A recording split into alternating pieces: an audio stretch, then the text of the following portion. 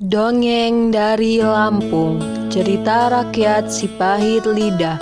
Dahulu di Sumatera Selatan, tepatnya di daerah Sumindang, ada sebuah kerajaan besar. Di kerajaan itu hiduplah seorang pangeran yang bernama Serunting. Ia memiliki sifat iri hati terhadap apa yang dimiliki orang lain. Pangeran Serunting telah memiliki istri. Istrinya memiliki seorang adik yang bernama Arya Tebing, yang kini menjadi adik ipar Pangeran Serunting. Serunting dan Arya Tebing masing-masing memiliki ladang. Letak ladang mereka bersebelahan yang hanya dipisahkan pepohonan. Dan di bawah pepohonan itu tumbuhlah tanaman cindawan. Namun cindawan yang tumbuh itu menghasilkan hal yang jauh berbeda. Jika diamati cendawan yang menghadap ke arah ladang milik Arya Tebing, tumbuh menjadi logam emas. Sedangkan cendawan yang menghadap ke arah ladang milik Serunting tumbuh menjadi tanaman parasit, tanaman tidak berguna. Mengetahui hal tersebut, Serunting menjadi iri pada Arya Tebing. Setiap hari ia terus berburuk sangka pada adik iparnya itu.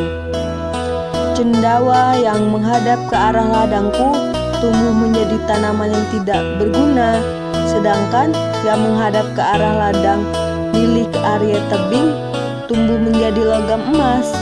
Aku yakin ini pasti perbuatan Arya Tebing. Keesok harinya, Serunting menghampiri Arya Tebing dengan perasaan dendam dan marah. Ia kemudian mengajak Arya Tebing untuk berduel. "Kau telah berbuat curang kepadaku. Aku menentangmu untuk berduel esok hari," ucap Serunting. "Tapi aku tidak pernah berbuat curang," saut Arya Tebing. Serunting tidak memperdulikannya. Ia tetap menantang untuk berduel. Arya Tebing kebingungan. Ia tahu bahwa kakak iparnya itu adalah orang yang sakti. Setelah lama berpikir, akhirnya Arya Tebing mendapatkan ide.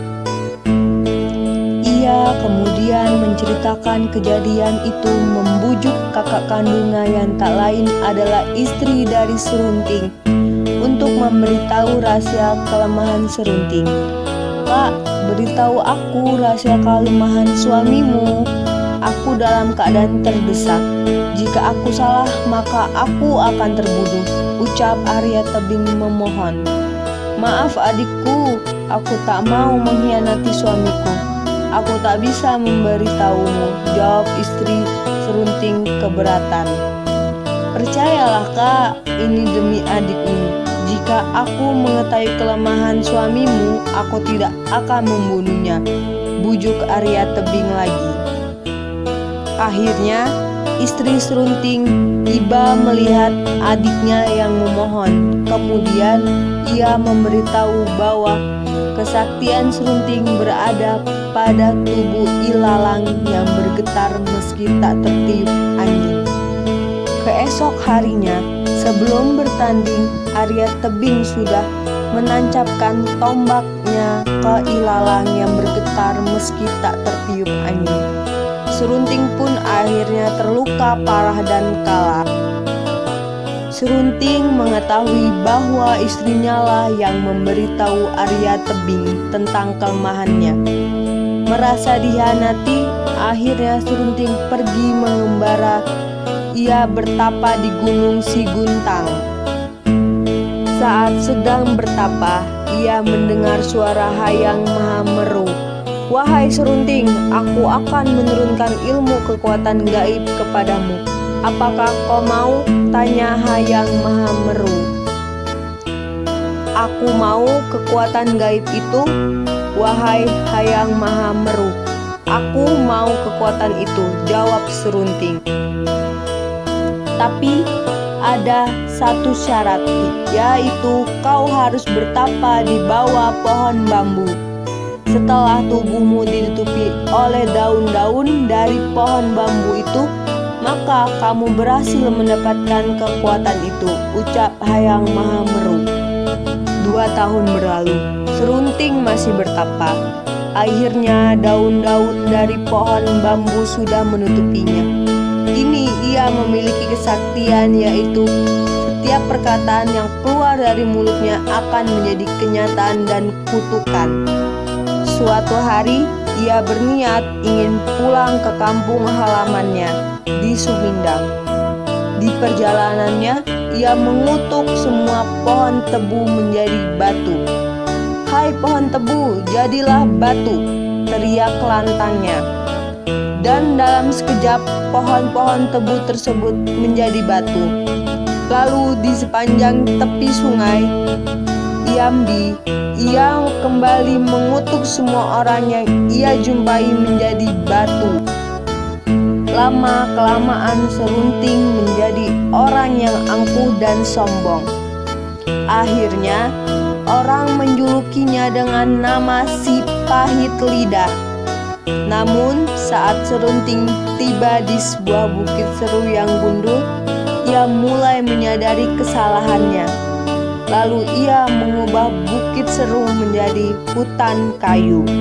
Dalam sekejap, bukit itu berubah menjadi hutan kayu, hingga masyarakat setempat berterima kasih kepadanya karena bukit itu telah menjadi hutan kayu yang akan menghasilkan kayu yang berlimpah dan dijual di pasar untuk mencukupi kebutuhan hidupnya.